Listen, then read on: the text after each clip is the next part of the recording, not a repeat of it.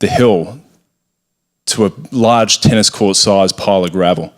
And there were 3 ambulances parked at the back.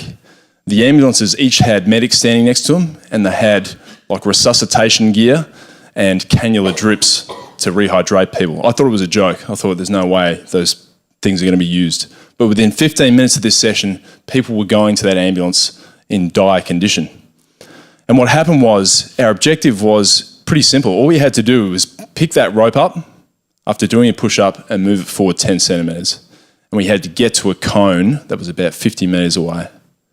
Push up, move it 10 centimetres. Push up, move it 10 centimetres. It was hot, dusty, it was hard going. Our hands were in the gravel.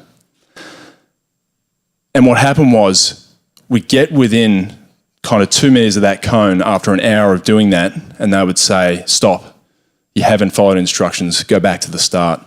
We'd go all the way back to the start and we'd start again, and we'd do it for another hour, and we'd go back and we'd do it for another hour. And that continued, and what they were testing was not whether we were physically capable of doing it, because that wasn't what mattered. What they wanted to know was, how do you respond to failure? Because that happened so often on that course, and it happened so often looking for things that you're trying to pursue.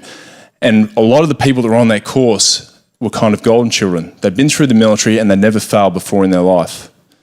And funnily enough, they were the ones that started to mentally self-defeat as we continually failed. So every day being exposed to failure again and again and again, and being able to keep going sounds quite simple, but it's often the defining feature of being able to pass something like this, and it's often true in life too.